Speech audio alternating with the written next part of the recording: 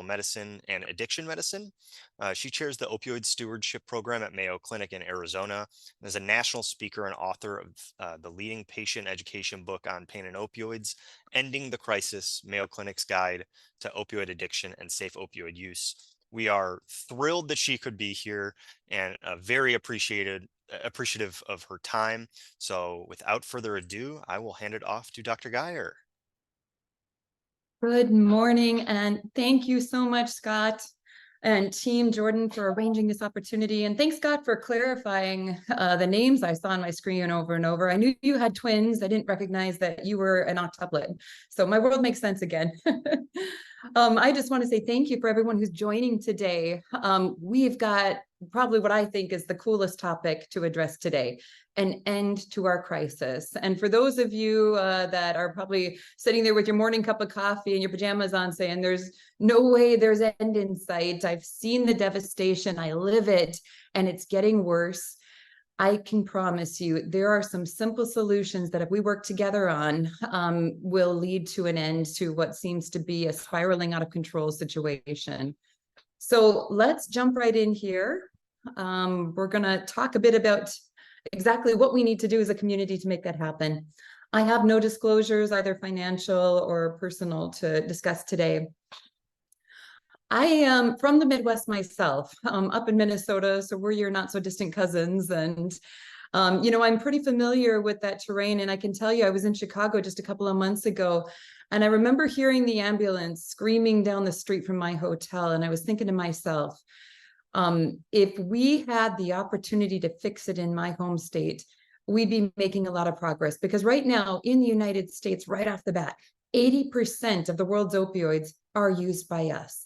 Think of the gravity of that number, right? This is illicit and prescribed opioids. That's a lot, considering we're only about 5% of the world's population. 50% of those illicit opioids are trafficked right through my home state in Arizona. As I hear that ambulance screaming down the road, I'm thinking to myself, if we could have controlled it here, if we could have helped on that I-10 corridor that's leading straight up to I-35 into your city, maybe that's one less death, one less ambulance that you have to deal with. We've got a lot of work to do, and I want to talk about what we can do together. I know why I'm here today. My world has been the opioid epidemic for a number of years now, helping manage the opioid crisis here in Arizona at a state level and at an institutional level for our organization. For me, it's very personal, but why are you? What makes this topic of interest to you? And when I ask that question to my audience, I get, kind of a variety of answers, just depending on who's listening. I want to go through some of the top ones, but one of the first ones is that it's personal to you. Many of you in the audience recognize that opioids are right now the #1 cause of accidental death in adults under age 45. Think of that. The #1 cause of accidental death in adults under age 45. It's reducing the average American life expectancy now for a couple of years.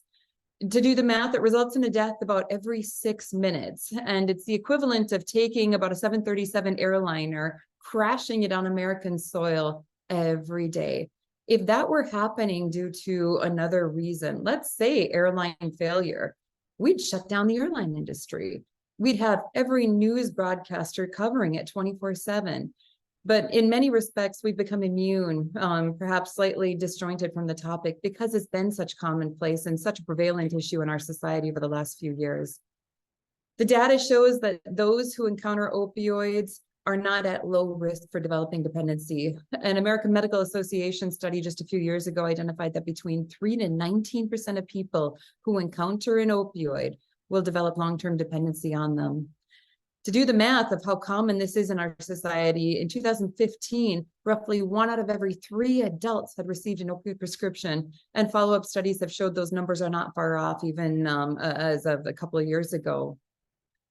On top of that, 1 out of every 5 adults knows someone who's died, and that number was actually updated just based on a study a couple of months ago that showed that 1 out of every 4 Americans knows someone who's actively struggling with opioid dependency. This is in every American family, every American ecosystem, every work environment. You know someone who's got an interest or a problem with this topic. So with all of this we know about opioids, why on earth are these legalized drugs, right? Why are prescribers like me offering them if they're more net harm than benefit? And that's because they aren't. Right now, these are the most common prescription drug class used for pain in America. They're effective for many situations and necessary for moderate to severe pain in many patients. They are most likely to kill when used illicitly. That's the key. Opioids are not the enemy. So finding that balance between that net good over the net bad can be surprisingly hard to achieve in many situations. But I want to transition to other reasons that you might be joining us today. And one of the others is it's expensive, right? You're feeling the net impact. And there are much, much more than just the costs associated with life expectancy and decline in life expectancy. You know, the psychological costs that opioids are associated with, the depression, the anxiety, the emotional pain that they can come with, the financial costs, which we'll talk about in a second, the reputational costs, the stigma associated with opioid use, the social costs. Many of you are intimately familiar with how people are impacted at a central family role perspective, at a penal system perspective, at a vocational perspective, all those other things, those domains that are impacted. Spiritual crises, right? Their purpose, the feeling of sin or the feeling of worthlessness that can come with it. Health impacts, people that just don't do well because they've snorted it and now they have lung injury, or they've been injecting it and now they have endocarditis, long-term health issues. The criminal justice impact, right? Upwards of 60% plus of individuals who are in our criminal justice system have some ties to addiction. And then, of course, the relational impact, families being dismantled, kids entering foster care, divorce rates through the roof. All of these that come with opioid use far exceed what we see just on the surface for the overdose death rates. To put a lot of these financial perspectives into perspective, in 2020, opioid-related costs in the US were upwards of $1.5 trillion. I'm no math major, but I can do simple math on a napkin. And our national budget that year was 4.79 trillion. That is 1/3 of our national budget had impacts by opioid-related costs for that year. Wow. Opioid in the US healthcare system is expensive, and that's upwards of $35 billion annually. We can't afford this within our healthcare system. This is why you're seeing your premium rates go through the roof. Overdoses in themselves cost the US healthcare system $1.94 billion. That's $632 million in just emergency room costs. And the data shows that for every one overdose, there's about 4.5-ish ER, inpatient, and outpatient visits. If we discharge a patient out of our emergency rooms for an opioid-related problem and an overdose problem, it's $500. If we admit them, it's almost $12,000. And imagine 4 of those for every one overdose before they overdose, right? Expensive. If we turn our attention to opioid use disorder or addiction, the annual healthcare costs of patients with opioid use disorder are 8 times higher than those without it. And patients with opioid use disorder have almost 12 times more emergency room visits. That comes out to an annual healthcare cost of about $20,000 in excess for patients with opioid use disorder than those without it. Expensive, right? But for those of you who still aren't impacted by the cost or financial perspectives of it, you might be here today because you recognize the tremendous role that the healthcare industry has played at the center of this crisis. There is no doubt and no context that we had a hand in this. And I want to take us a bit through the opioid epidemic. For those of you who may be familiar with some of the more recent TV shows that are out there, I think Netflix has one series, Painkillers, and then Hulu had Dope Sick. I've had the chance to watch both of those, and I can certainly attest to the accuracy of many of the concepts that are woven through both of those. They're heartbreaking.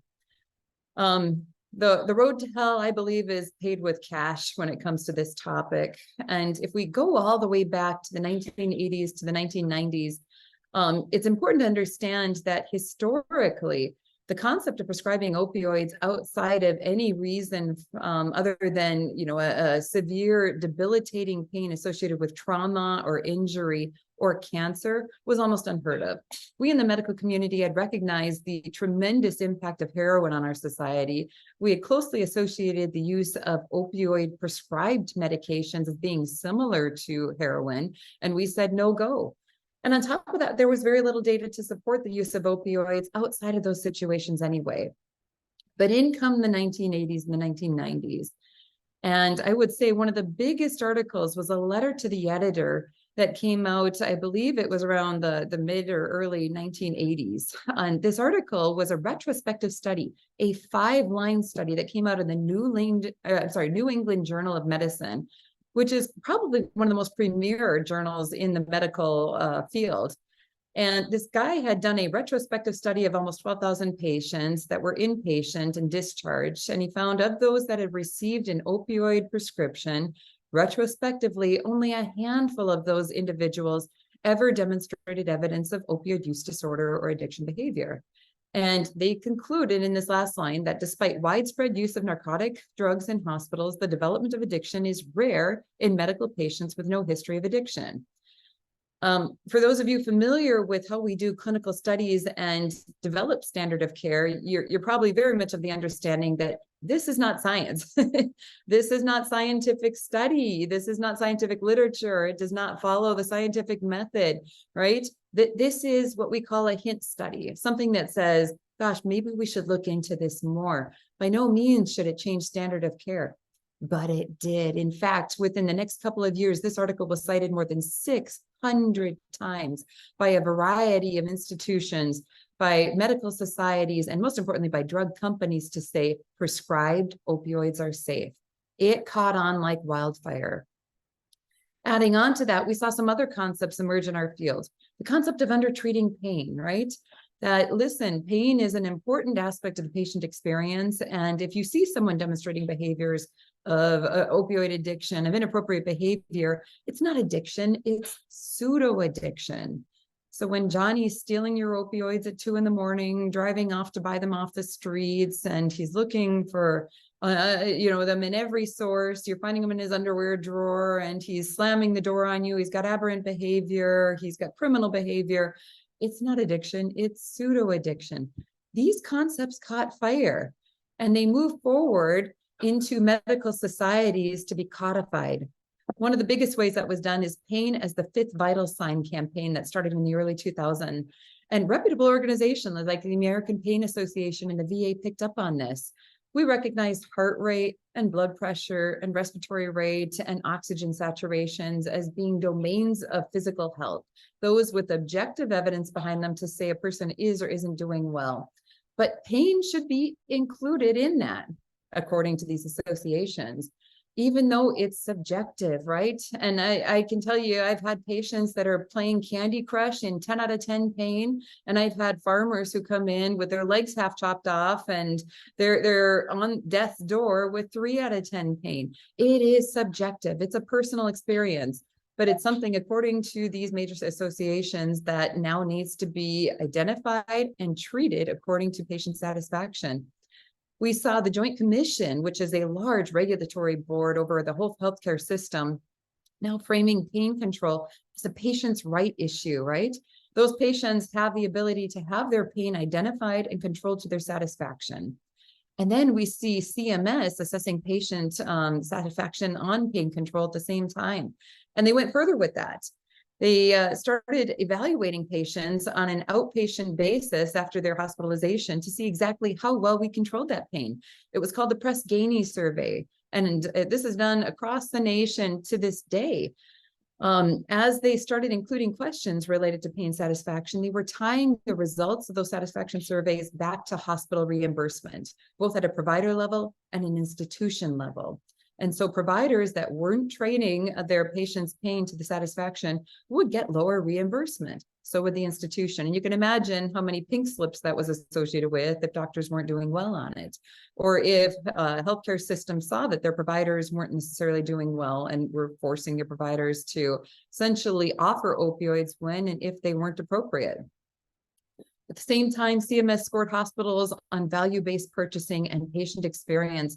So they were posting nationally just how well healthcare institutions were doing. So patients could choose the healthcare institution they wanted to go to, most likely to offer them opioid medications. And to put the cherry on top, civil suits were rampant for undertreatment of pain. So the doors opened that if a patient thought that a provider wasn't treating to their own personal satisfaction, they could sue them. Sounds like America, right? And no hospital, no provider wants to be at risk for that. And so the floodgates opened for opioid prescribing. Now, we in the healthcare profession weren't innocent to this process at all. Fraudulent drug marketing campaigns were rampant across America. Purdue Pharmaceuticals, which was the creator of OxyContin, is probably one of the most well-noted organizations or groups for these processes. But I can tell you, they were in many, many, many other organizations as well. Essentially, they would do marketing campaigns that targeted physicians most likely to prescribe this, and then offer huge financial benefits, upwards of $25,000 kickback campaigns. They would fly these providers across the United States or to exotic locations, put them up in exotic hotels, wine and dine them to keep prescribing their medication. They would sit outside of what do you call them? Gas stations, and offer to fill up their gas tanks when they know these doctors frequent locations right next to the hospital system. And for that mere 3-4 minutes of their attention, they talk to them about their new drug. Financial kickback campaigns were huge and ultimately recited over and over on behalf of federal lawsuits against these companies as being fraudulent. The reality is that these were many of the nituses that led to America's opioid crisis. And by 2006, there were 72.5 opioid prescriptions written for every 100 people in America. We've said this number before, but in 2015, every 1 in 3 adults in America received an opioid prescription that year. And the prescribing really peaked, from what we can see in the data, by 2012. But was it enough? Many of you are sitting here probably saying, well, listen, prescribing peaked in 2012, but aren't we seeing the death rates go up year by year? You're absolutely right. The reality is that we recognize that many of these issues that we've already talked about, the drug companies, right? The government setups around proof and pain management mandates, prescribers over offering opioids were all contributors, but there were more. There were more that we haven't focused on. You know, one of the issues is patients were asking for opioids and they weren't watching for complications. They weren't developing those cohesive relationships with their providers or prescribers to say, listen, I'm feeling these urges to take more and more opioids. I don't feel like I can control this. Is something going on in me that we should be talking about? They weren't honest when we were asking these questions. They weren't storing their opioids safely, and they weren't disposing of them when they're done. Families were underestimating the opioid dangers too. They weren't partnering with that physician team to come forward and say, here's what I'm seeing. What are you doing to my loved one? What can we partner on to address this? There were state and local communities that were underreacting to all of these secondary consequences that we're seeing from opioid-related problems. They were being reactive, not proactive. And then we've got insurance companies underfunding pain management treatment. Many of you might remember those early 2000s when it was easier to hold the world on one finger than it was to get a pain management consult, right? Someone that could do this pain management in a more comprehensive treatment approach than just offering opioids. Hard to get. And insurance companies were not offering addiction treatment or mental health care treatment on a routine basis. Took an act of Congress to make that happen. You put this all together, and this, my friends, is why we saw America's opioid crisis spiral out of control. Many of us are familiar with many of these problems being actively addressed right now.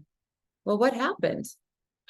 The reality is that our reductions in opioid prescriptions on this bottom line here in purple, as you can see from 2012 to 2021, is not pairing nicely with the overdose deaths, which continue to climb in the blue. 107,000 overdose deaths in 2021, a very similar number in 2022. And these weren't all opioids, I should say. They were drug-related deaths, but about 60 to 70% were opioid-related. Problems still continue to this day. The reality is that we in the physician world stopped prescribing. But what didn't we do? We weren't educating our patients. We weren't telling them how to store their opioids safely. We weren't going over the risks and the benefits of opioids with them. We weren't telling them about how to get them out of the house safely when they're done, and what to do if they start experiencing symptoms related to an overdose. We weren't telling them about Narcan. We weren't educating our patients on opioid alternatives or what else might work for their condition. We weren't screening our patients for opioid related risk factors such as overdose and addiction. We weren't referring to substance use disorder programs when we saw it. And we weren't developing the internal policies to make sure that we were streamlining treatment approaches, using opioids wisely, looking for alternatives. We weren't taking time to advocate for our patients when we heard they had concerns. You know, historically, if we think about the role of the medical community in the addiction field, it's been minimalistic. And so much of what we know today about how we manage addiction as a biological disorder really came out of all of the scientific studies that we've identified in opioid use disorder. The society I belong to, the American Society of Addiction Medicine, only became a national regulated society a couple of years ago. Think about that. And we've had so much opportunity to really better understand how we can get the necessary information into our community as a medical disorder, but we were behind the boat. We were missing it by years. So if we look at what happened, the rise in prescription opioid overdose deaths between the 1990s to the 2012 period was primarily, again, a prescription opioid overdose problem. But when we stopped prescribing and we weren't doing all these other things, individuals who had uncontrolled opioid use disorder turned to alternatives. Rather than face the overwhelming symptoms of opioid withdrawal or the symptoms of depression, they looked for street opportunities, and the market was waiting for them. In 2012, we started seeing the rise in other opioids, illicit opioids like heroin start to rise. Heroin lasted as an epidemic for about 2 to 3 years. And then the synthetic opioid overdose deaths started to climb in about 2013, 2014. And that, my friends, is what's taking over America today. Fentanyl, being the top opioid that's now ravaging the illicit market, is in the process of being transitioned to other synthetics, much more powerful, upwards over 1,000 times more potent than morphine. And as you can imagine, the death rates with those are equally as harrowing.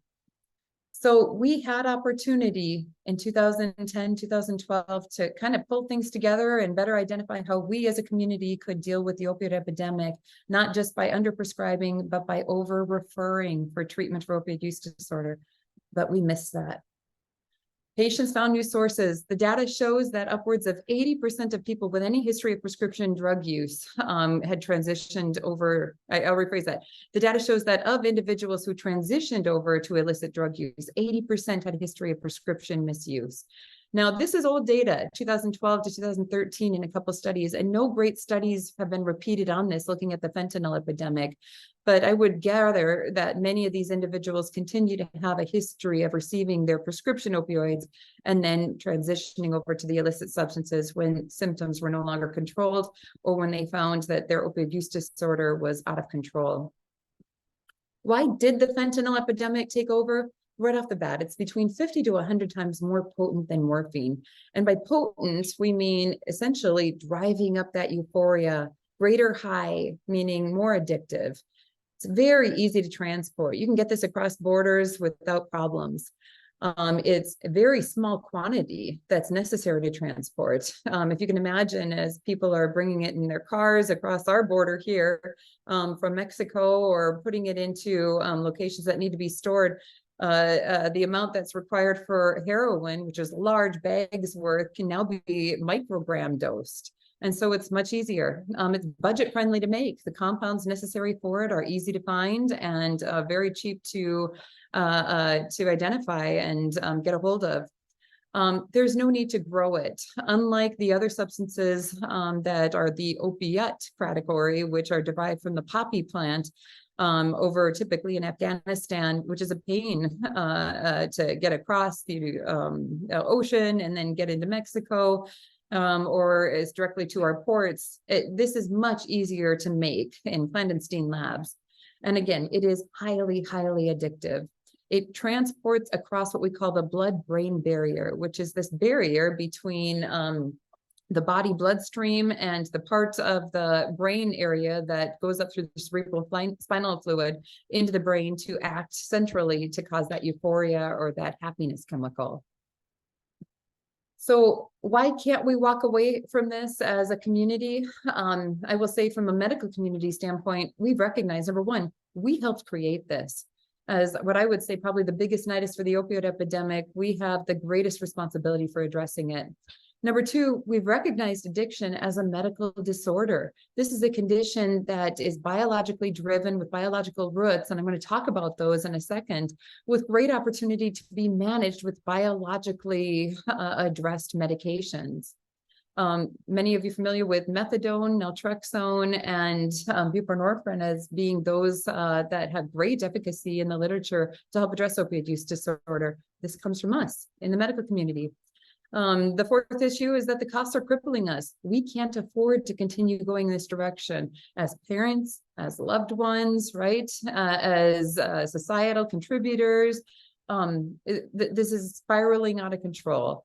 And at the end of the day, we're all personally impacted anyway, right? It's hard not to have a family member or a good friend or a loved one who's impacted in 2023. So we have responsibility for addressing this. So what I want to transition to are 3 steps that we can take to end the opioid crisis. And I can tell you when our opioid stewardship program came together to develop the book, Ending the Crisis, what we did was take a close look at the literature, all of the clinical studies that are out there, everything that's evidence-based to say what works and what doesn't. Where's the proof in all of this? That's what I want to talk about today. And I believe it comes down to these 3 things.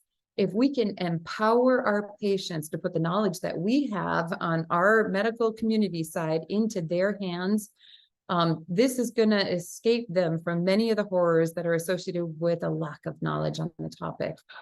The next thing is normalizing addiction as a disease. The stigma associated with addiction, as many other things, can be harrowing for this population.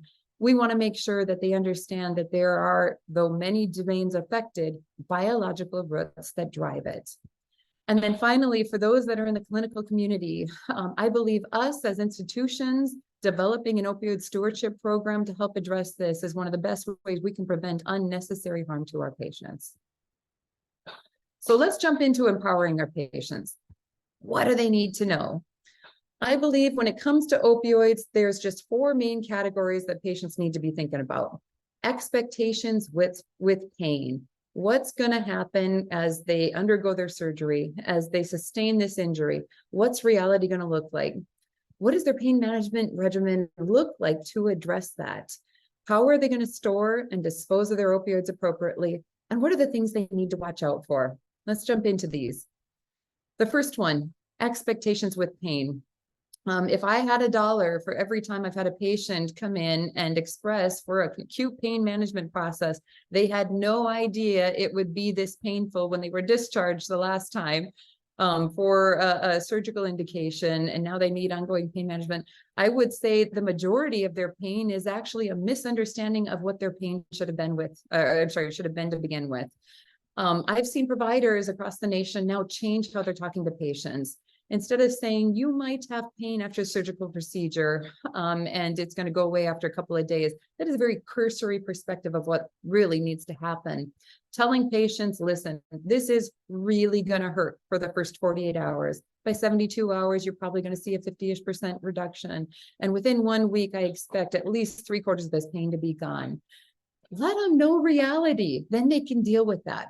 How long is that pain going to be there? What are things that it's going to make it better or worse? What isn't normal and when should they be calling? And then what I believe to be the most important thing they need to know, what is the goal of their pain management plan? This is key. Functionality is what we're targeting with pain treatments, not elimination of pain. And I'm going to say that again. Functionality is what we're targeting. The ability to perform activities of daily living. If we are targeting pain elimination, that brings us right back to the mid-early 2000s when we're going for pain scores as the primary target. Pain scores are an adjunctive part of how we treat. They are not the end-all be-all. And then patients also need to know what the role of opioids are. Opioids are an important part of that pain treatment plan for moderate to severe pain in many situations, but they are not first-line therapy for most situations. So what are some caveats? Acute pain, and this has been redefined, I forgot to fix the slide, as 30 days per the CDC, not 45 days. And it serves a purpose. Use it. Remember, acute pain is there in our bodies to help us. Pain prevents, at least acute pain. It's there to say, listen, you're pushing me too hard, or I'm experiencing injury, or there's something not correct with the body. Use it to set limits, to do things wisely, to ensure that you're not overworking an area that's already injured. When it comes to greater than 30 days, this is transitioning to a process called chronic pain, and we treat it very differently. Chronic pain is not derived in most situations from an acute pain process or inflammatory problems. Oftentimes, it's due to brain rewiring or neuromodulation. And in general, opioids don't work for that condition. Let your patients know that. And if pain is not responding, reassess before refilling, right? You don't want patients calling in 2, 3, 4 times. The CDC says that if a patient receives another refill, there is a much greater increase that they're going to be using those opioids at 1 year. In fact, a double the risk. For every 1-day prescription, there's about a 7% increase in that chance that person's going to be using an opioid at 1 year. If you give them, I'm sorry, for every 1-day prescription, it's a 7% chance. For a 7-day prescription, there's a 14-ish% chance they're going to be using that opioid at 1 year. A 30-day opioid prescription is associated with a 30% increase of that person using an opioid at 1 year. The other thing these patients need to know, their pain regimen. What does that regimen look like for them? You're going to want to include non-pharmacologics options in every opioid prescription. And quite frankly, for every pain management process, whether or not you offer an opioid.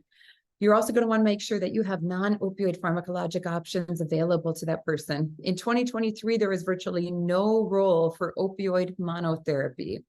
And you're going to want patients to know when an opioid is appropriate to take in that regimen. Simple things. Always pair an opioid with a non-opioid treatment. Always, right? If they're allergic to Tylenol for some reason, which is quite rare and less common than we actually see on the MAR according to the literature, you're going to want to make sure you have at least non-pharmacologic treatment approaches. Don't forget the topical agents, right? Capsaicin cream, lidocaine patches, diclofenac topical. These are all great options for many patients. Make sure they're on the MAR. Other options, daily walking therapies, PT, OT, Tai Chi, yoga therapies. Keep them there for the patient. Make sure they know that these are part of the care treatment plan. For most pain, opioids are not the go-to drug. They are the last resort drug. The data is actually showing that for many, many acute pain conditions, high-dose NSAID therapy is as equally efficacious as opioids, if not more efficacious.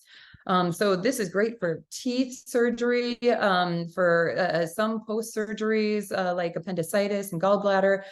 There is great opportunity to highlight the value of NSAIDs or scheduled Tylenol, and then only using an opioid if all those last resorts have failed and you need breakthrough pain managed. Keep in mind, reassess frequently. Patients in an outpatient basis oftentimes use opioids as kind of the go-to approach. Have follow-up phone calls, see how they're doing, make sure that they're not using them inappropriately. And then next one, how to store and dispose of opioids. We want to make sure that patients know to lock them up. Get them out of the house as soon as they're done. Many patients get the feeling that if they keep them within the house, they have something available to them for the next home do-it-yourself project. But the reality is that, especially if they've had more than a week's worth of therapy, they're going to be developing some degree of tolerance that they may not have the next time they go to those drugs. And that's a setup for failure for an overdose. Locking them up is equally key. The data shows that the vast majority of people who have used drugs from a diverted source got them from friends and family for free. People need to know that this is not something they want to keep handy at the next, pocket or on the countertop, because they are easily diverted or they are too easy to go to for pain crises. So keep them in a stored locked location. Never reuse without permission. Like I've said, kids and teens are especially high risk for overdose if diverted. And to get these drugs out of the house, I believe it's the October 28th or 27th date when the DEA has their National Take Back Day. Encourage your patients to bring them back. And I honestly wouldn't wait for that day just to bring them back. Get them out of the house. If you go to the DEA website, type that in and type in take back location, it's going to give you a listing based on your zip code as to where these can be accepted. Take a look at this. 50% are getting opioids from friends or family or relatives for free. So again, important to make sure that they're going to the garbage can, rip off labels before they are put in the garbage can, and then crush the substances themselves with unpalatable things. Kitty litter, leftover dinner if it was unpalatable to begin with, whole bunch of options out there. And so finally, what are the things patients need to look for? And I would say the three big ones: addiction, overdose, and diversion. Addiction, they need to know what are the risks for those. And by the way, addiction in itself, having a risk factor puts you at higher risk, but not having risk factors is by no means an exclusion for this. If we go back to the data, 3 to 19% of individuals who touch an opioid will develop long-term dependency. Those risk factors are going to put you up near the higher 19-ish perspective. The absence of risk factors may be the lower number, but by no means is it a get out of jail for free card. Some of these risk factors include younger age. Typically that age 18 to 45 is the highest risk population. Any mental health issues, and this includes some of the less hardcore ones that we would think of, like depression or anxiety, which are so common in our community. Social stressors or bad home life problems, if someone's going through a divorce, things like that. Medical coping is not uncommon. And then any history of addiction to other substances. And this includes things like alcohol or tobacco. Those are things you're going to want to look out for and screen your patients for. Chronic pain conditions are also a setup for developing long-term problems with addiction. What does it look like to friends and family members? Remember, DSM-5 criteria is how we in the medical community diagnose it. It's an extensive list of questions that we would go through, but you can really summarize all the concepts of those into the 4 C's. The person is having problems with controlling how much drug use they're doing. They're having problems with cravings, meaning they're thinking about this drug all the time. They have secondary consequences in their personal life or their vocational life or their legal life due to opioid use. And then there's compulsion. Even if they wanted to stop, they can't seem to.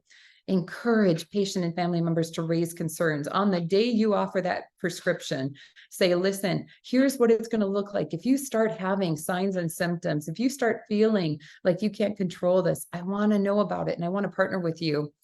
I can tell you that in 2016, when the CDC guidelines came out for chronic opioid prescribing with opioids, there was a whole lot of misunderstanding within the medical community about how to prescribe opioids.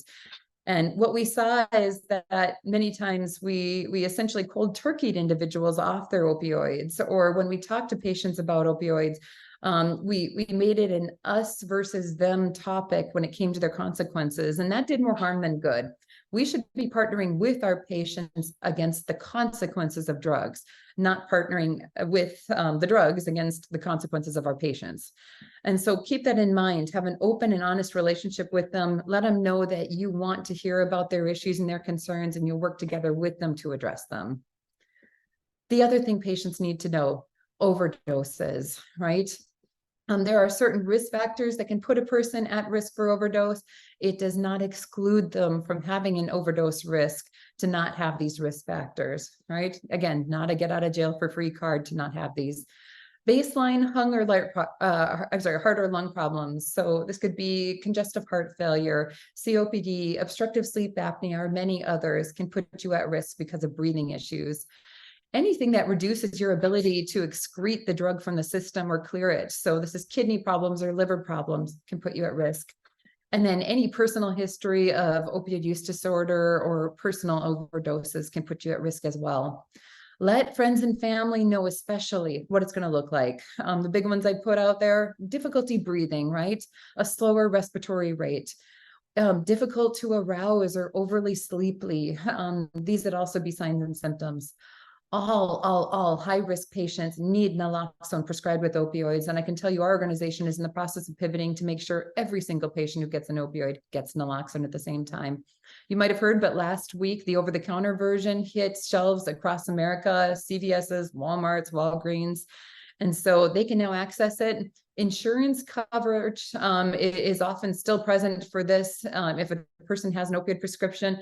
And so check into whether or not it's cheaper to get it that way.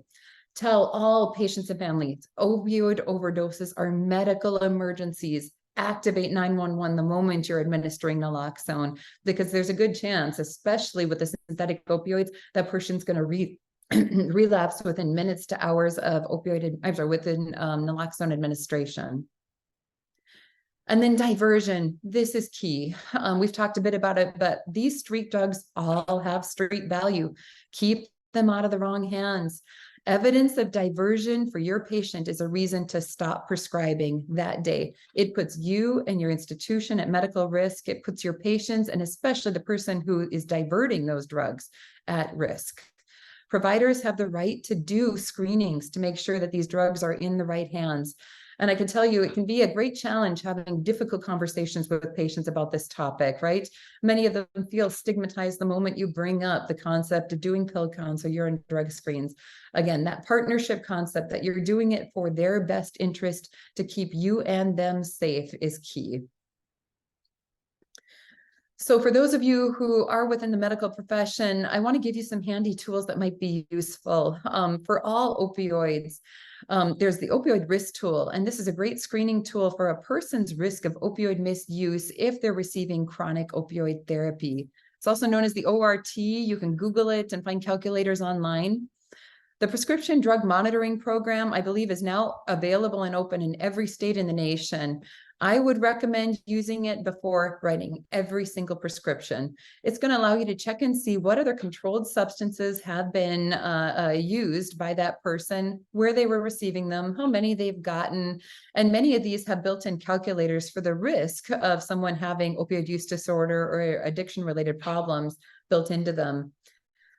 Standardized patient handouts for pain and addiction and opioids. These are great tools to develop internally. The CDC has some for you, and there's others online that were built by outside companies. I would definitely look into having something available to hand out to patients so that you can standardize these conversations. For individuals with chronic opioid therapy, the Empower tool is a great tool developed by Stanford.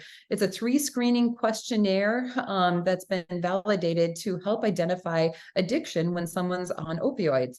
It quickly leads you to using DSM-5 as a longer version of screening if the tool is found to be positive. Controlled substance agreements are key. Make sure you have those available to you so that the patient and you have that agreement available to know when opioids are appropriate for them, how to use them safely, how to store them, and what the expectations are in the relationship for prescribing. We recommend quarterly visits before each refilled prescription. I have a feeling that the DEA, which is still negotiating this concept, is going to come out with similar requirements by the end of this year. Urine drug screen. We do these internally, annually, and as needed for all patients receiving chronic opioid therapy. And then I would recommend screening for depression, anxiety, and functionality as well. Depression and anxiety, you can use the most common scoring tools that work for you. And then functionality, the PEG scoring tool seems to be a good one and well validated to make sure that the patient's doing better. Keep in mind that if that patient is requiring increasing opioid refills, higher doses with their refills while on opioid therapy, this may not be the right drug for them. If they're unfortunately experiencing consequences, it's time to renegotiate. Or if they're simply not having lower pain scores, remember, opioid-induced hyperalgesia is not uncommon. In fact, opioids are known to cause increasing pain due to neuromodulation within the brain. And so keep in mind, this is at every visit an opportunity to revisit the concept of opioids as being an appropriate or inappropriate therapy for their condition. Patients wished we were talking. There have been some studies looking at this. A study done just a couple of years ago, they found that 2 in 5 patients say their doctors even talk to them about the risk of opioid addiction. 1 in 4 said their provider were talking to them about opioid alternatives. A third of patients say they've been given more opioids than needed. And quite frankly, we did an internal study at Mayo Clinic and found that upwards of 2/3 of patients got well more than needed. That was an itis for us to de-escalate our opioid prescribing dramatically a few years ago. 1 in 4 were told by their physician or pharmacist what to do with leftover opioids. So there's great opportunity to really educate our patients, because the reality is many times they don't understand. And don't assume they know what's going on with the opioid epidemic. In 2018, only half of Americans even thought fentanyl was an opioid, and about 40% of Americans would use an opioid or recommend it for chronic pain. So educate, educate, educate. Take every opportunity you can. I want to move on here to empowering our patients. We've talked a lot about this, and normalizing addiction as disease is the next big topic we want to address. For many of you here, you've got a medical background or psychology background, and I can tell you it was probably much more robust than mine about 20 years ago. I can tell you, I assumed that the brain was kind of like a giant pan of linguine, right? 200 million connections that go in every direction. But that's about it, right? It gets bigger over time. That's all I knew. But the reality is that we've learned a lot in the field of medicine, and the brain is actually a highly organized, well-structured system with very focal points of connection between different parts of the brain that have specific functions. And on top of just that wiring component, we have all of these neurochemicals that help govern what happens within the brain at any point in time and how we communicate. Within the brain, when it comes to addiction, there are 2 main chemicals for opioids that we want to be thinking about. Dopamine, which is our pleasure chemical. This is our happy chemical.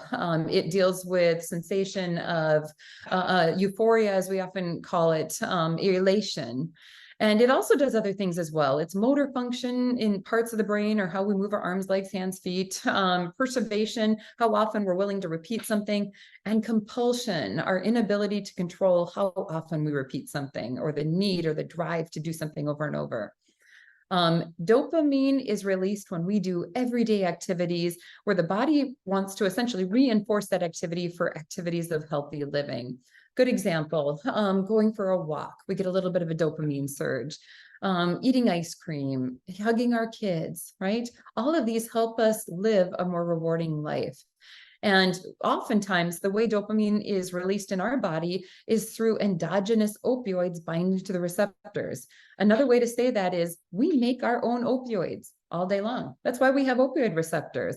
They're typically in fairly small quantities, but they go up with activities that the body defines as pleasurable. And so when we release these opioids, they bind to the certain receptors in the brain that release dopamine. And then dopamine, that surge of happiness, occurs when dopamine binds to its dopamine receptors. It's kind of the domino effect. Another chemical we need to be recognizing is serotonin. And serotonin is that make you feel normal chemical. When it's off, it's because, when it's off, you can tell because that person is off. This is the chemical that allows us to essentially be awake and thoughtful and process well. It helps with our memory. It deals with our mood, right? And it helps us establish sleep patterns. The best way to describe when serotonin is off is a woman who gave birth to a new baby 2 weeks ago, and she's got a toddler at home.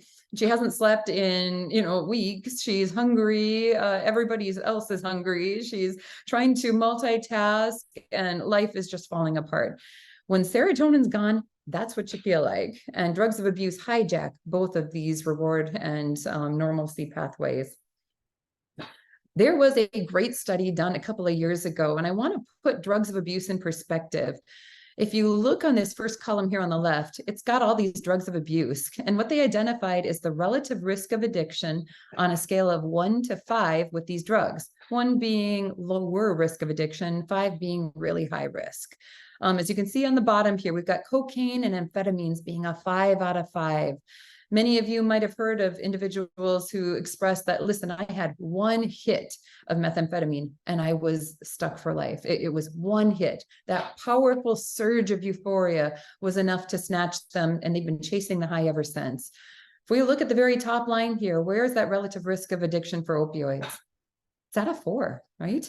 So these are fairly powerful drugs. And to keep this in perspective, tobacco is a 4 as well. How many of you know how hard it is to kick tobacco? If you know that number, that challenge, it's fairly similar for opioids. So how does this work? Well, the dopamine trigger pathway is really what starts this chemical pathway to drive addiction. There's a great study on rats done a couple of years ago, and they looked at percent of basal output of dopamine with an activity. First off, they looked at what's normal. And so they gave some rats some food. And I don't know if they gave it a candy bar or what it wanted, but as you can see here, 100% basal output sitting, right at normalcy goes up about 100% with that food surge. And it only lasts a couple of minutes. So the rat ate something, it got a short surge of pleasure, and then it came right back down to closer levels within an hour to 2 hours. This is what normal looks like. And this is what's happening to us when we hug our kids, when we eat ice cream, when we perform everyday activities. I want you to look at what happened with drugs of abuse exposure. Top left quarter, amphetamines. We've got 1,000% increase in the basal output from what that rat is normally producing. And how long is it elevated? Hours, right? 3-4 hours at higher levels. Cocaine, we saw a little bit less of a surge, about 300 to 400% increase, but it's elevated again for 3 or 4 hours. They did it with morphine as well, and it was very much dose dependent. As you can see here, 100% increase for over 2, 3, 4 hours for morphine. Now, I want you to put this in perspective. What's going to happen to that brain when we see these marked elevations in dopamine day after day, hour after hour, year after year? What does the brain do? Well, one of the first things it does is that it adapts, right? The brain is a complex organ, and it recognizes the need to adapt to its environment. The part of the brain that is used to experiencing these pleasurable sensations is called the nucleus accumbens, and is right in the middle of the brain. It's an old part of the brain. And that nucleus accumbens is responsible for taking in this dopamine. As you can see here, the dendrite, or the nerve responsible for uptake of all of this dopamine, has receptors. And in response to saline, or essentially a placebo on the left-hand side of the screen here, you can see this is what it should look like normally. What happened here to exposure to amphetamines on the right? It's greatly increased, right? Those dopamine receptors are much, much, much more prominent. The brain wants to take in as much of this chemical as possible because it thinks it needs it. This is going to change early on the way the brain responds to the situation. And opioids warp our reward prediction, right? How high that next high is going to be, how good that next high is going to be, and was it worth achieving or attaining? It's going to change stimulus response. What things can trigger that dopamine surge? Many of you might have heard stories from patients where they say, listen, I'm abstinent now, but I tell you, when I used to walk into a room that I used to shoot up fentanyl or heroin, I would get that surge of euphoria just walking into the room without even using the drug. And that's because the stimulus itself is enough to start triggering these pathways to react. Their approach behavior, their learning, and their decision-making all starts to evolve. But the brain is smarter than we are, I tell you. It recognized very early on that the large amounts of dopamine that are coming across aren't helpful. They aren't useful. And on top of that, it can't keep up with the number of dopamine receptors that need to be produced anyway. And what we see is that the brain starts to burn out. This is typically after a number of weeks to months to years that we start seeing these marked changes. I want you to take a look at dopamine receptor availability on this heat map here. Red means high level of availability, and blue means very low level. On the control person on the left, we see pretty normal amounts of red in that nucleus accumbens area, which again is that pleasure center. But what's happened on the right brain, right? This is an individual or individuals who've been addicted to various substances of abuse, and there is marked reduction in dopamine receptor availability. Essentially, this brain has been exposed over and over to huge surges of opioids, and there are very little receptors available to take in all the dopamine that's flooding it. So you can imagine what happens when these brains no longer have the drugs in them, and they do everyday pleasurable activities that would lead to happiness for you and me. is the tiny little bit of euphoria, I'm sorry, a tiny little bit of opioids that we release when we hug our kids, right? When we go for a walk, going to be enough to stimulate the handful of receptors that are available to take in that dopamine? Absolutely not. What we get is a profound sense of depression. And what people need is higher and higher levels of those drugs to achieve the same effect that they got with even a small amount, weeks, months, years before. And what we see is this transition then from a state of controlled use with early use, where positive reinforcement, that high, right, that excitement starts changing over to impulsive use, the need to use more and more of the drug in order to attain that high, but then ultimately into a situation where a person now starts experiencing the negative reinforcement components, the withdrawals, right? The activation of a part of the brain called the habenula, which is an anti-reward system. And the habenula turns on when you use the drugs. So you use the drugs and now you feel poorly, but the withdrawals make you feel so much more poorly that you'd rather get out of those. There's no pleasure anymore. It's escaping a very harsh reality, a terrible prison system that's become the brain. And compulsive use becomes the pattern, the inability to stop anyway. That frontal lobe of the brain, which is responsible for executive decision making, is all but shut down at this point.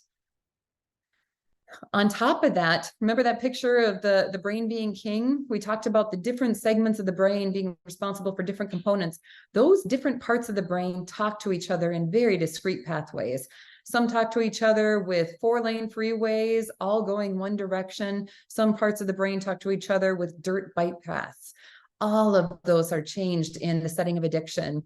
These dirt bike paths are being rewired to become 6-lane freeways, unidirectional or bidirectional. And those 4-lane freeways are sometimes no longer connecting where they should have been. On the left-hand side, this functional connectivity study looking at different parts of the brain, the occipital lobe and the frontal lobe and the subcortical areas, is dramatically rewired in a person with chronic heroin use.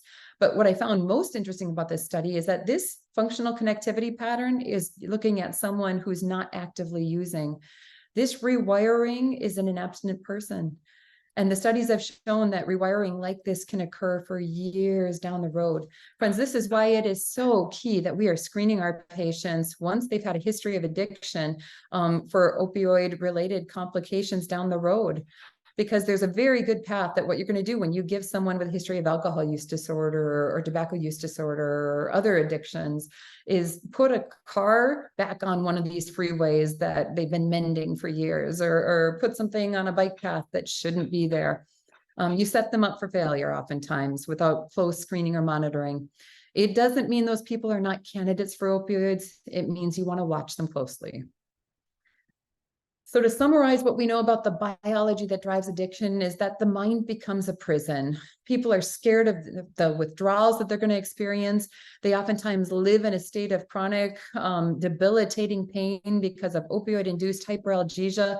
They have lost their executive function or a good portion of it to make decisions that help them get out of these circumstances. There's parts of the brain that deal with anxiety. Corticotropin releasing factor is that stress hormone that you and I get when we've got 2 or 3 projects going on at once, the baby screaming in the back room, we've got a work deadline, and the garbage man says your bill is 2 months overdue. All that together, that sense of anxiety, they feel all day long because the anxiety hormones are through the roof in that part of the brain that's responsible for taking them up as the neurochemicals. And then think of all the memories these people experience, right? The things they said to family members and loved ones, their reactivity to their problems that have led to harsh conversations, the door slamming, the way they walked out on their kids because they wanted or they felt the need to continue to use drugs. And then the dysphoria, that poor sense of self-worth and pain and sorrow that happens when they're using the drugs. The mind becomes a prison. What I tell people is that addiction is not a state of choice. In fact, it is probably the last choice that you or I or anyone would ever want. They are trapped behind a choice of early use. And oftentimes a choice that we almost forced on them within the medical community because we didn't do all the things right to make sure they were screened appropriately and monitored closely. we have a responsibility for helping them exit this. And in a minute, we're going to talk about the treatments for that. Like I said a second ago, there was a study evaluating the brain resting states of functional MRIs images of 30 heroin addicted individuals more than 3 years out, and there was still long-term dysfunction present in abstinent heroin dependent individuals. And so rewiring persists for years. Again, monitor your patients, screen them appropriately. When it comes to treatment, we know healing takes the village. And this picture on the right shows that all of these components within the biopsychosocial spiritual treatment approach are important to achieving recovery. Recovery is not synonymous with abstinence. When we think about recovery, the biological approach, which includes medications for opioid use disorder, withdrawal medications, antidepressants, anti-anxiety, sleep medications, and then treating of comorbidities is absolutely key. And it's standard of care right now for opioid addiction. But the psychological components, the mental health assessments, looking for dual diagnoses, depression, anxiety, things like that, counseling, addressing grief and trauma and relationships is equally key. And then we've got the social components, the relationships, reestablishing financial support, helping them with vocational reintegration into society, addressing their legal problems, helping them with living conditions when they exit a treatment program, and addressing parental rights. This is all also key to recovery. And then, like we talked about, there's spiritual components as well. These people deal with shame and guilt. They may feel moral failures. They may feel the lack of acceptance by a higher power or any sense of purpose. 85% of individuals that are in a treatment program have identified the desire to have greater spiritual integration into their treatment plan. All of this is important to achieving recovery. But what I want to hit on, medications for opioid use disorder right now is standard of care. The data shows that 90% of patients with opioid use disorder that quit opioids will be back on them within 1 year, and in most clinical studies within 3 months or less. Buprenorphine is something all providers across the nation can now prescribe from an office or clinic setting. So keep in mind, this is something we should be offering every time we have an opportunity for moderate to severe opioid use disorder. The other thing I want to talk briefly about, the concept of harm reduction. There are many concerning beliefs about harm reduction out there, and harm reduction, I think, has gotten a bad rap because of bad players within the industry. Harm reduction in itself is a concept I think most people would agree with. It's essentially reduction of harm in a situation that's already bad. And if we recognize the dangers of fentanyl, the one pill can kill campaign by the DEA, it's so true. We know that upwards of 75% of all people, independent of the type of drug used, will reach recovery in the setting of addiction. That's a huge number. And so what we want to do is buy them the time necessary to get there. Harm reduction is one strategy to do it. This includes needle exchange sites. When these are done well, it's essentially a needle brought back for a needle given, and it's an opportunity to reach out and offer treatment. When we're doing these without using adjunctive opportunities to get that person into a treatment program, to educate them, to offer naloxone, then we're going to get a reputation in society for these causing more problems than solutions. Let's do it right. Same thing for naloxone distribution. We know naloxone save lives. And again, we're saving lives to buy them to that point where they can hit that 75% chance of getting recovery. And then fentanyl test strips. We know that there's some individuals who are going to use these to identify if their drug does have fentanyl so they can use it. But there's a much higher population that are hoping to avoid it because they know its toxicities. Again, use every one of these opportunities to help them access opioid use disorder treatment and keep them safe. So next, I want to transition to development of an opioid stewardship program. And I know that we've got a number of clinicians, nurse practitioners, PAs that work at institutions. We know only a microfraction of institutions in the United States even have an opioid stewardship program. But it's key because this is the cohesive way to ensure all of these standards of care that I've talked about today. What is opioid stewardship? It's essentially doing the right screening on the right patient for the right indication with the right medication at the right dose with the right route at the right length of treatment. Easier said than done, right? That's a lot of things to remember, but I can promise you that a program run institutionally can help facilitate this. And then ultimately, when you find someone who does have opioid use disorder, ensuring the right referrals, or if they're developing chronic pain syndromes, getting them into the right pain management clinic. Only 23% of US healthcare systems have an operating opioid stewardship program. At least that was a study done a couple of years ago. So we can do this better.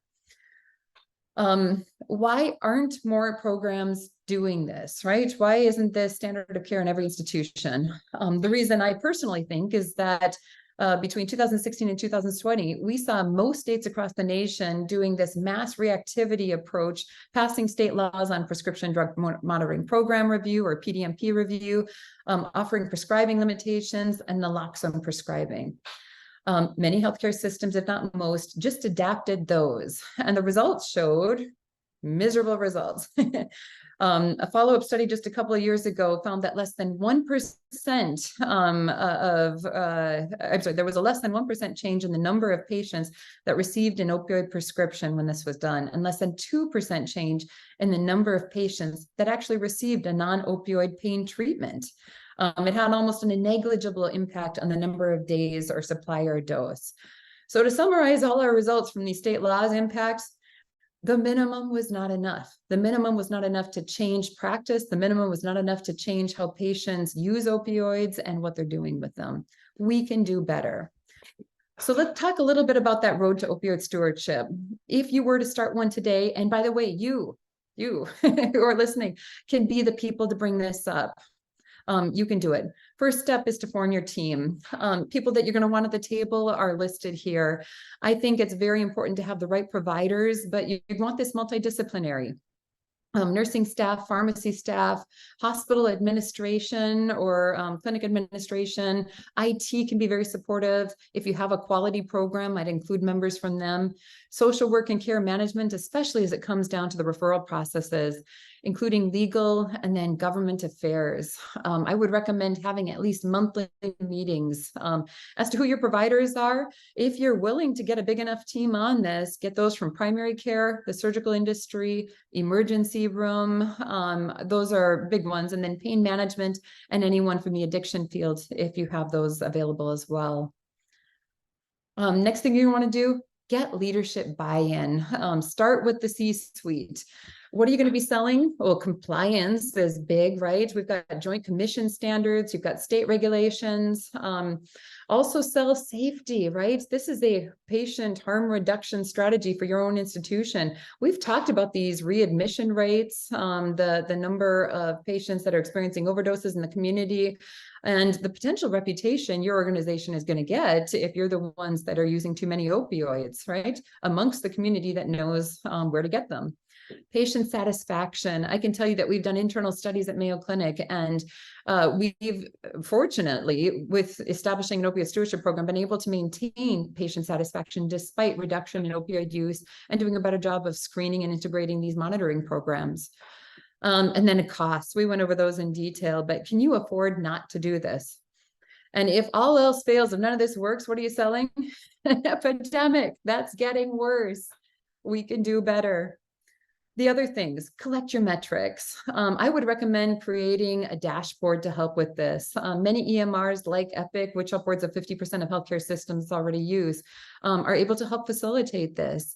Things you're going to want to look for, those requirements through the Joint Commission, and then whether or not people are receiving alternative agents when opioids are prescribed, such as NSAIDs or acetaminophen. Also build out your dashboard to include opioid use disorder, right? How many patients with the diagnosis are established on medications? How many times they're getting substance use disorder referrals, and how many times those opioids are being paired with naloxone? Opioid safety, this is a big one. You could look at the average morphine milliequivalents per prescription. How many times you're using opioids in combination with other sedatives like benzodiazepines, sleeping agents, muscle relaxants. According to the CDC, those combinations are the highest risk for prescribed opioid-related overdoses. Naloxone prescriptions for those of high risk. And then how often someone's actually using the PDMP. Many PDMP programs can now be, single click sign-ons, which makes it a lot easier. And then patients that get chronic opioid use monitoring, you can develop dashboards for those as well. And then keep an eye on patient satisfactions. If you have a satisfaction dashboard, those are great opportunities to see what patients feel is and isn't going well from their perspective. And then finally, build the tools. I will say this isn't the easiest part of the job. In fact, it took our organization well over 4 years to build what was upwards of 50 patient education handouts and videos, as well as the policies and procedures necessary to help with these workflows. You're going to want to individualize these to divisions and departments and allow them some autonomy based on their specific patient needs. What we do in neurosurgery for use of benzodiazepines with opioids is very different than what we should be doing in primary care. Make sure that there's some leeway there. Staff education, have grand rounds, right? Invite in external speakers, make sure people are well aware that this remains a prominent topic, if not, my opinion, the biggest topic we could be addressing right now within the healthcare industry. Patient education, they need these tools as well. And we've talked a bit about where to access those. Build in the IT solutions, keep those guys at the table because they can make it so much easier for data pulling and ensuring quality in your processes, and then build them into dashboards. You're going to need some forms developed as well. So work with legal to make sure you have controlled substance forms and any other documentation that you might need.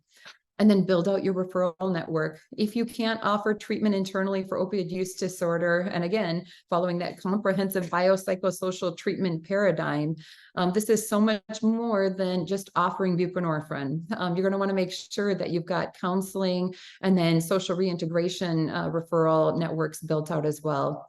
And then alternative therapies, right? Make sure that you've got a lengthy list of integrative therapies, non-opioid pharmacologics available to your staff so that they're not just offering opioid monotherapy. So we've talked a lot about this. We might get one shot to get this right, and I think we can do better. I just want to take a moment, though, to talk about the ABCs of treating opioid use disorder, because I know many people have questions on what the value of that biopsychosocial treatment, spiritual treatment paradigm is in this condition. One of the first things we need to recognize, though, is what addiction is. And I want to use the ASAM, or American Society of Addiction Medicine definition, to really hit home this concept. For years, our medical industry had really relegated the entire addiction concept out to any other party but us, right? When we saw a patient, they'd come in, they say, "Doc, listen, I'm having problems with alcohol." We do the CAGE questionnaire. We'd identify that they've got a positive CAGE questionnaire, and it would suggest they've got alcohol use disorder. And we'd say, "Gosh, you need a treatment program. I will fix your nail fungus today, but you might want to call someone or look into a treatment program." We handed it over, and that went on for years until we recognized the role we play, because addiction is so prominent within our community, not just with opioids, but with all these other substances, and we can offer treatments for them within the medical community. I can tell you, having talked to so many audiences, that addiction, though, is not necessarily recognized as a biological disorder, depending on the audience. From a psychological field perspective, they recognize the trauma, right? The depression, anxiety that plays into this. When I deal with the legal system, they see all of the societal costs, and they see this more so as a criminal problem than a biological one. When I speak with people in the spiritual community, oftentimes they see this primarily as a moral failure. And I will say, what we oftentimes recognize as having addiction roots in all these domains is because, according to the American Society of Addiction Medicine, addiction is a primary chronic disease of the brain reward, motivation, memory, and related circuitry. But dysfunction in these circuits is going to lead to the characteristic biological, psychological, social, and spiritual manifestations, AKA it's going to manifest everywhere, right? But it's a primary brain problem to begin with. And individuals with this brain problem are reflected in an individual pathologically pursuing reward and or relief by substance use and other behaviors. So when we recognize that it impacts everything, but there are biological roots, we can treat it as such. There are many roads to opioid addiction, but if I were to summarize the major categories, these are the three big ones. First is chronic use and dependency. This is America's opioid epidemic. This is us in the medical community who overprescribed, right? Who overused, who didn't screen our patients, and patients who came to us with very normal lifestyle functions, right? It's a businessman who broke his leg skiing accident, right? And got put on opioids, and we didn't watch him closely, started developing signs and symptoms of dependency, and then the dependency grew over time into addiction. And at some point, because we weren't watching, now they've got opioid use disorder. This isn't a person who necessarily needs the degree of psychosocial counseling or of spiritual integration into their treatment plan as someone who might have started for other reasons. Not that those aren't important things to include, but it shows that there's kind of a different source to their road of addiction. The next one is one we're probably all more familiar with, and this is recreational use. This is the younger populations, the teenagers, the kids who are looking for these drugs to get the high, who are chasing it for euphoria. And I think it's important to note on that first example I used for chronic use and dependency pathway, these individuals may not be experiencing euphoria. The brain is rewiring in the setting of opioid exposure, independent of how much happiness chemical they feel. For this next group, though, the recreational use group, they are chasing that high. And these are the ones where it's important because over time, that greater use, more and more exposure can lead to almost that chronic use of dependency pathway kind of problem where the brain starts to rewire and then they develop the addiction pathway. And then finally, the mental health pathway. We recognize that opioids have tremendous effects to alleviate mental health anguish. They help with depression, they help with anxiety, they help with negative emotions and moods to get those euphoric surges. And people oftentimes use them just to escape the harsh realities that they're in. The problem is when this solution of using an opioid to escape them actually becomes the problem, and they get on that pathway of addiction. So how do we diagnose opioid use disorder? We've already talked about the 4 C's. Keep in mind, though, it's important that we always screen our patients for DSM-5 if we're finding any evidence of these cravings, control, compulsion, or consequences, because that's how the actual diagnosis is being made. How do we treat it?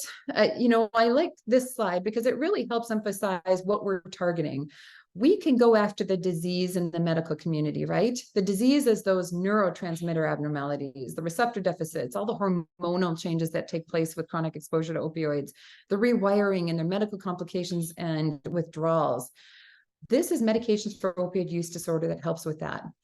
But this does not treat the patient. What is the patient? That patient is everything else outside the disease. They're a loved one to their family members that can't develop the relationships anymore with their family. They're a community member, right? They're someone who should be voting and doesn't because they're on the streets. They're a breadwinner for their family, right? They're a vocational resource. They're a taxpayer for us in society. They're a citizen. They're a whole body, right? They're a soul. This is everything else in that biopsychosocial treatment, spiritual treatment paradigm. And I want to make it key. Recovery is not abstinence. Recovery aims to treat the whole person and bring them back to restoration. Abstinence is simply not using the drug.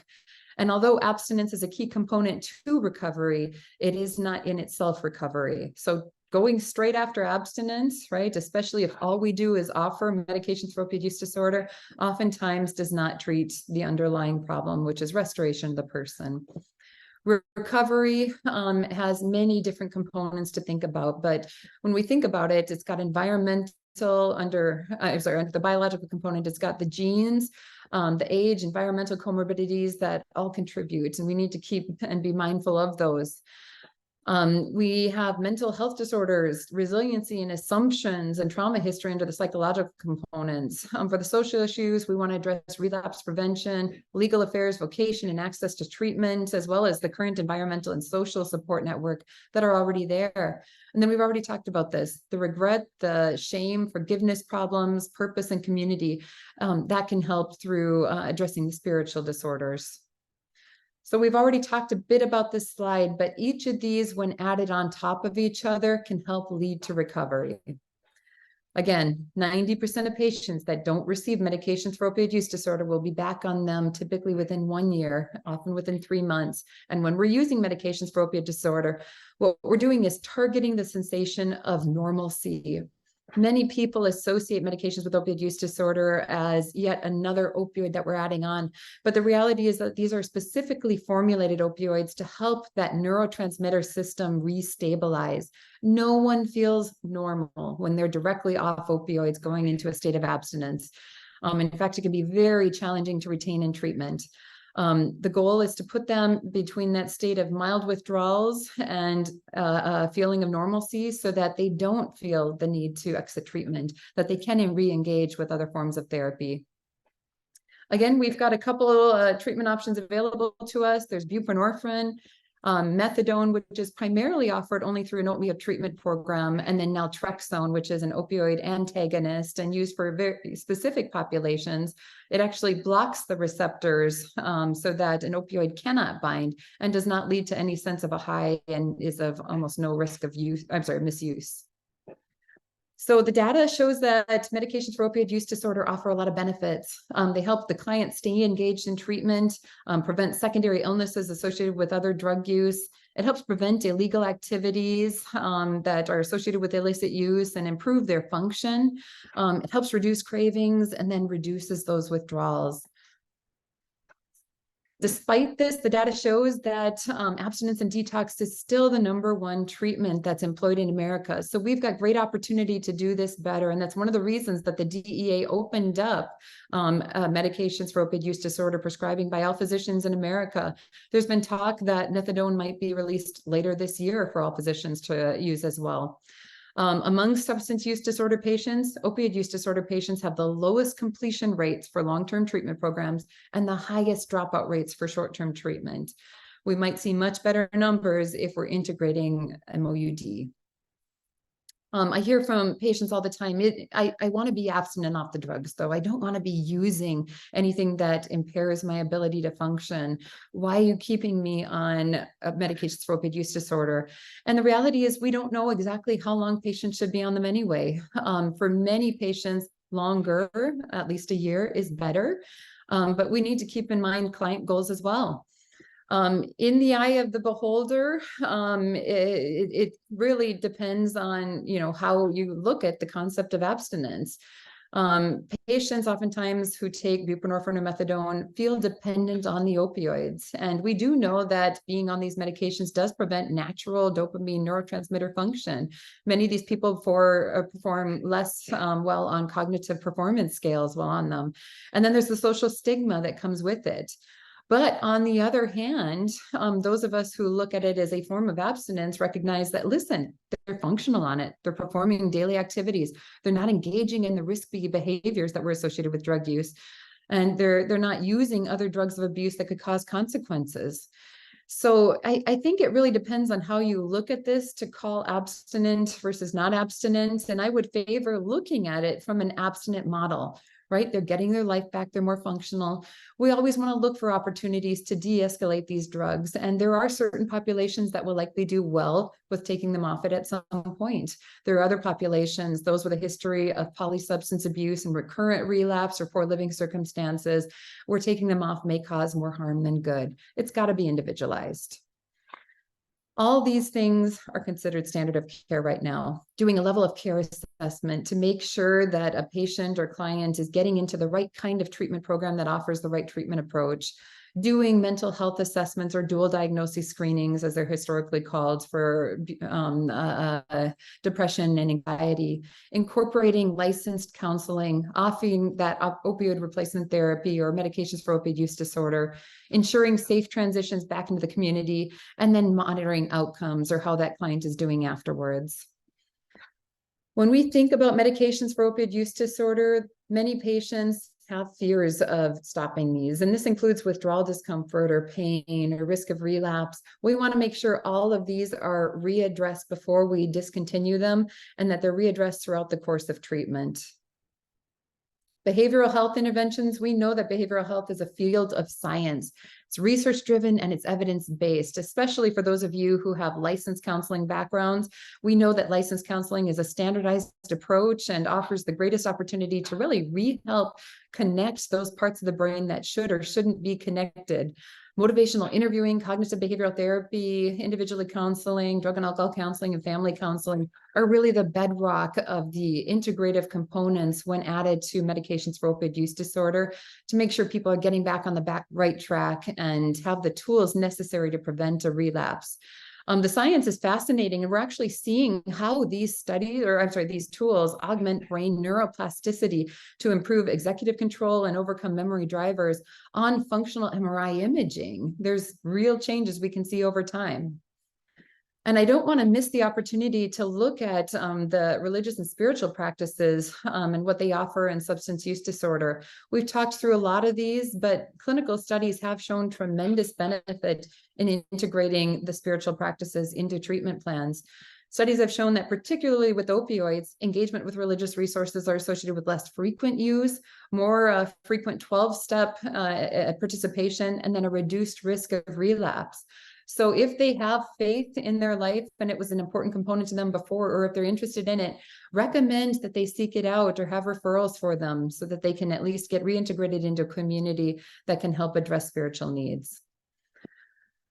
So we've talked a lot, and as usual, I'm just a couple of minutes over here, but where do we go from here? I would say first and most importantly, treat the whole person, not just the disease or not the part that we believe to be dysfunctional. We need to recognize that upwards of 75% of people who struggle with substance use disorder will ultimately recover, and we want to work them towards that day. It is possible for so many people. We want to be extending hands and not pointing fingers. And this is particularly important within the medical community where oftentimes we seem to do the opposite. And then we need to be staying educated on local resources to help ourselves. And I can tell you, you've got a great Department of Health here who's been proactive at even hosting a lecture of this nature for the general public. The more we get it out there, more we'll see change. I believe that there is an end to this crisis. What we've talked about today is some of the biggest components that we as a community and a society can do to address it. We're all part of that. There are some back pocket resources I want to make available. The Ending the Crisis guide. This is a patient-specific education book that's talked through many of the things that we talked about today. But we've littered this thing with personal stories from patients. Some of them are gut-wrenching, I'll be honest.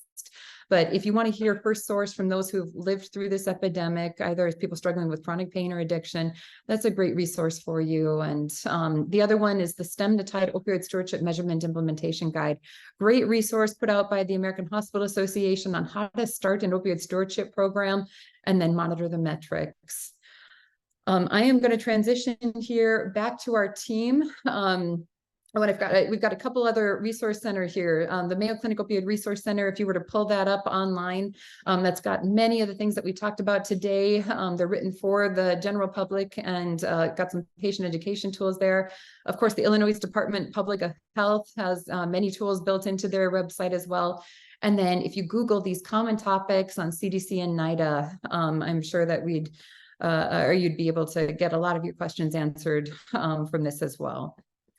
So I am going to take a step back here and open it up for questions. Scott, I'm sorry for going over as usual. Oh my gosh. When the content is that engaging, I don't think anybody here minds. I really thank you so much. This was really thorough and really helpful. I am going to go through the question and answer session now. To kick things off, I just want to mention we had a great comment placed that DEA National Take Back Day is on Saturday, October 28th, 10 a.m. to 2 p.m. If you go on the DEA website and enter your zip code, you will see the nearest participating location to drop off unneeded medications. But no needles are accepted, but otherwise, any medication you want to get rid of for any reason, you can drop off there. All right, so I'm just going to go in chronological order of when these were submitted. So to start off, someone asked, how long do you think it will take to reverse the impact of pain as a vital sign? Are all surgeons, physicians, prescribers on the same page with that plan? And is there still thought that pain restricts healing? Oh, goodness. What an excellent question. It's going to take decades, I think, to dig us out of this pain, out of the fifth vital sign campaign concept. We're still seeing pain routinely assessed as a requirement by the Joint Commission for patients. And the problem is there hasn't been a well-designed functional assessment pain tool out there for us to use. I am familiar with some in development, so stay tuned. We hope they are industry changing. But right now, we're letting patients essentially choose a number on a scale of 1 to 10. Us not meeting patients' needs is still something that we run the risk of negative satisfaction scores for, and those negative satisfaction scores still impact reimbursement and other components. So treating functionality will be the direction we need to go, and it's just not available yet. As for the second question, and I forgot it. I'm sorry. What was the second part? No problem at all. Are all prescribers, surgeons, physicians, etc., on the same page with that plan? I think we're still learning. I will say change management on a topic this big has been challenging, especially for those who have it well ingrained into practice for years. I say the more we educate and the more that we see regulatory agencies really hit home the important role that we play in the medical community to de-escalating the crisis, the sooner we'll see change. But we've got a long way to go. Great. We have a couple questions asking whether the PowerPoint slide deck will be available to attendees. I know that we are recording, so the recording of this will be made available to everybody that that attends. We'll send that out with all the follow-up materials. The next question, what is the best practice of dosing, meaning how many days should an opioid be prescribed? I love that question. So we had done a study just a couple of years ago in 2017, Theils, Theils et al. In the Journal of Surgery, no, I'm sorry, the Annals of Surgery, I believe. That study was a huge retrospective study looking at 2013 to 2015 here at Mayo Clinic for almost all surgical indications. And what we did was identify the number of opioids that were written by our practice and how much was actually used by patients. On average, independent of the type of surgery done, there were more than 225 oral morphine equivalents written for prescription. That's about 20 oxycodone tablets. But then we went back. And by the way, there was marked heterogeneity in how we were prescribing by surgeon, by location, by procedure. We were all over the books. We went back and we called those patients, at least a good portion of them, to find out what was left over, how much had they used. We found out that less than a third of opioids were actually used by the patients. They stopped using within just a couple of days. So 7 tablets was enough for most surgical indications. The vast majority kept the rest of their opioids sitting on a countertop or left in the cabinet. They were not disposing of them. So what we've done at Mayo Clinic is for acute pain indications, 3 days, right? And that's typically 1 tablet of oxycodone or so about every 6 hours within those 3 days. For acute pain exceptions, that's up to 7 days, and that's the same dosing of oxycodone, but that's typically for trauma or for larger surgeries. Then we have acute pain exceptions, which is oftentimes the chronic opioid therapy or those on palliative care, hospice. But yes, less is more. And that study has been repeated, by the way, by other institutions with similar results. Great, thank you. Next question, starting off, many are hesitant to start medication to treat a drug addiction. Part of that is because they distrust big pharma and using another drug to treat drug addiction and feel that they would be on another drug forever. Is there a message that will help them see the continuum of treatment and recovery? And is there a chance that they could eventually get off the new drug and be in recovery unmedicated? I know that you did address this near the end of there, but I think that message, what would be kind of the main elevator pitch for MOUD, in your opinion? Donuts. I would talk about donuts.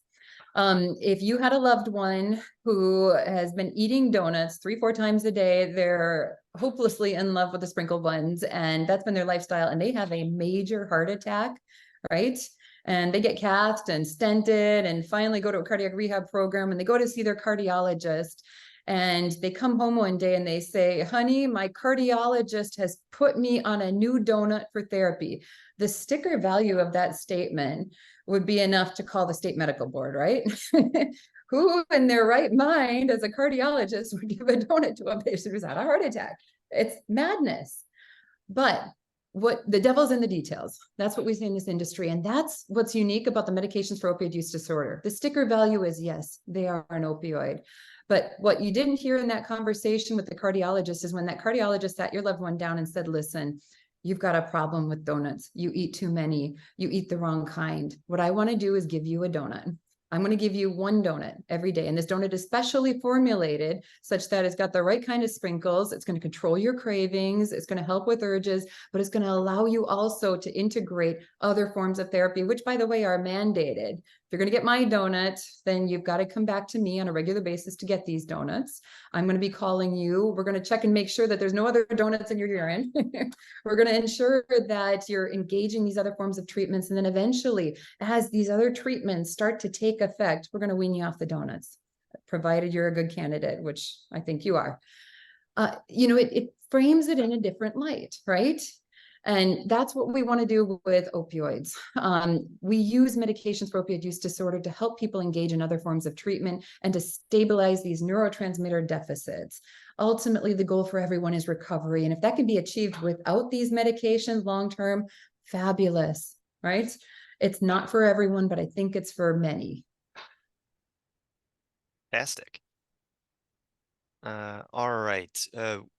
Next up, when it comes to naloxone distribution within the community, what are some key factors to keep in mind? What type of education is necessary to be effective? Great question. So within the community, now that it's over the counter, I think a public awareness campaign is absolutely key.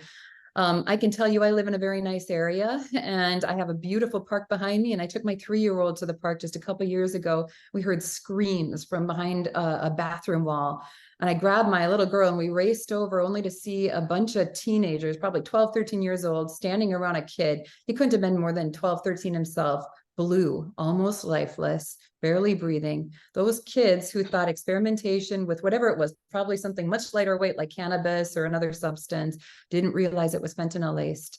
And had EMS not arrived within minutes of me getting there, because I didn't have naloxone on me, I'd have a dead body on my hand and probably an existential crisis. We need naloxone on us as community members. We should be carrying it everywhere. I tell you, it doesn't leave my purse these days. And right now in the state of Arizona, it takes 1.8 vials to revive a person, not one. So carry 2. Get it everywhere. And then number 2, the education campaign is key.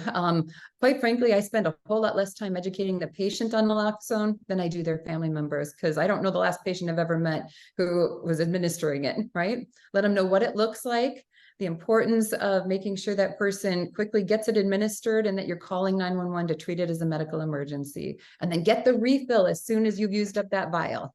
Those are the big ones.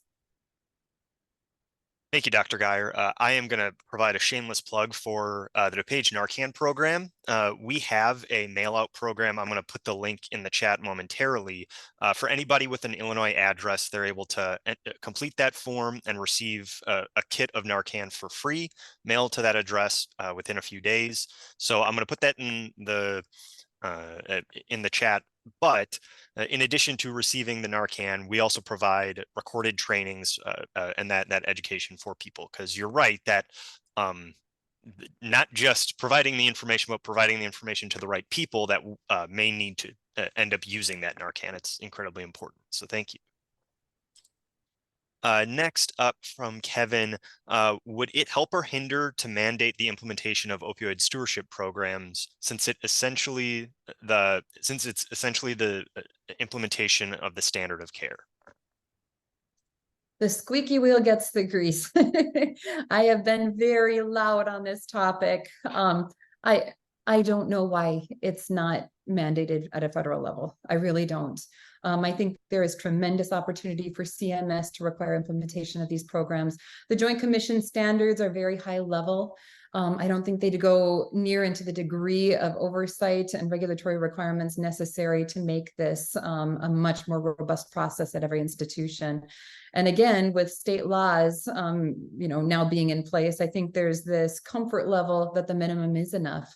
The data doesn't support that. So I am with you. If you have any degree of influence, please call someone, your state senators, whoever's necessary, and let's make that happen. Saleha asks, what are your thoughts on medication-assisted treatment, specifically methadone, taking an alternate route and remaining a long-term treatment method as opposed to a short-term, which it initially was intended to be? There are risks and benefits to any approach. I didn't show the slides today that literally list probably a good 15 plus studies showing tremendous cognitive impairment in some people kept on long-term opioids. There is rewiring that takes place with opioid exposure, and individuals that are on long-term opioids need to recognize that there could be those complications. That being stated, we also recognize that there are populations who don't have wiggle room when it comes to this epidemic to relapse, right? We know that if they go back after a history of repeated relapse and they touch those opioids and they don't have the tolerance, having come out of our treatment program to handle the last dose, they're a fatality. I could tell you lists of names right now of people that are no longer with us because that situation happened. And so we're stuck with this terrible paradigm of trying to balance the benefits of receiving medications for opioid use disorder without causing the harms of them. And there are some, I'm not going to disacknowledge that, with recognizing that some people's only alternative might be death in many circumstances because they just can't control the urges. It's going to be an individualized approach, and the medical literature doesn't really guide us well on who needs what approach. Clinical studies are ongoing, but 10 years from now, I hope will look very different than today to at least give us that insight. My personal opinion is to lean more on the side of caution for many people. And that caution side would be if they're functional, if they feel well, if they're thinking well, and if they're still in agreement with maintaining those medications, if they're not using drugs aberrantly on top of them to get the higher high, then maybe that's a good drug. If those other things aren't going well, then either discontinuing the drug or looking for alternatives. All right, we've got one more in the chat. I've got a couple questions I received before the training, so I can ask those in a moment. But if anybody has any more questions, make sure that you're entering those into that Q&A box. Gina asks, does the research now show that the brain needs 3 years to heal from addiction rather than 2? The studies that I'm familiar with were looking at 3 years out for functional connectivity issues, and those were still very prominent changes going on within the brain, despite abstinence for that long. I'm not familiar with too many studies that have looked even longer than that. I am familiar with a large longitudinal study that is investigating it. I'm concerned that we don't have enough data to make the statement as to when the brain heals and what its ultimate state looks like long-term. We do recognize in the literature that people who've been abstinent for 20 plus years for other addictions somehow seem to be very prone to relapse with opioid use disorder as the new addiction down the road. So maybe there's some degree of permanent change. Maybe neuroplasticity doesn't allow for complete recovery. We just don't know. I can say the American Society of Addiction Medicine does recognize addiction as a chronic relapsing process. And doesn't mean they can't live in a state of recovery. It just means that we need to be cognizant that they are at risk, so we don't put more cars back on those train tracks or 4-lane freeways if they're there. Okay, I've got a couple questions from someone that wasn't sure if they were going to be able to make it, but they read the information for the session and really wanted to make sure these were addressed if we could. So first off, they asked, along with PDMPs, what tools can be used to promote more effective opioid stewardship? The PDMP is the big one, but then I would say the dashboard. That's probably your top tool, is looking at all of those metrics that we mentioned. And so if that person has access to the slides, I would have them review each of those. especially if they're on Epic. We've had great success integrating what we needed to into that program.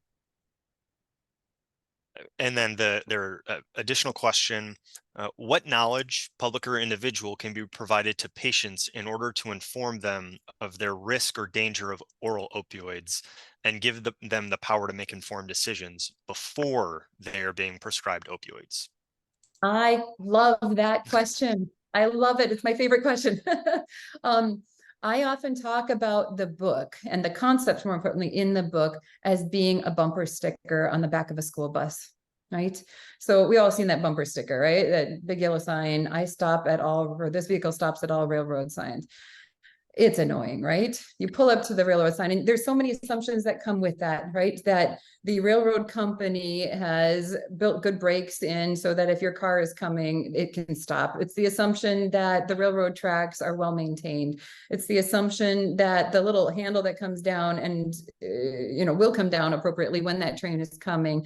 And it's the assumption that if all else fails, your airbag's going to go off.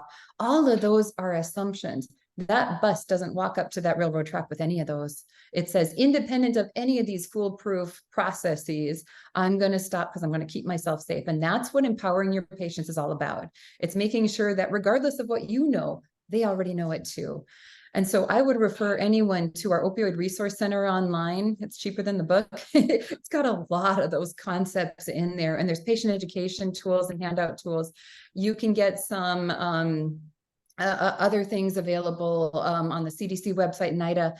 I would say review all of that to make sure that your patients are familiar with the concepts you'll be disseminating, and then encourage them to review those resources as well. The sooner they're empowered, the sooner you can have educated conversations with them. They won't be passive learners, they will be active learners. Fantastic. Those are all the questions that we see. So if anyone has any last questions, let us know. But we'll give a round of applause to Dr. Geyer, because that was really thorough, supremely informative from beginning to end. So thank you so, so much. As we're waiting to see if any last questions come in, I wanted a reminder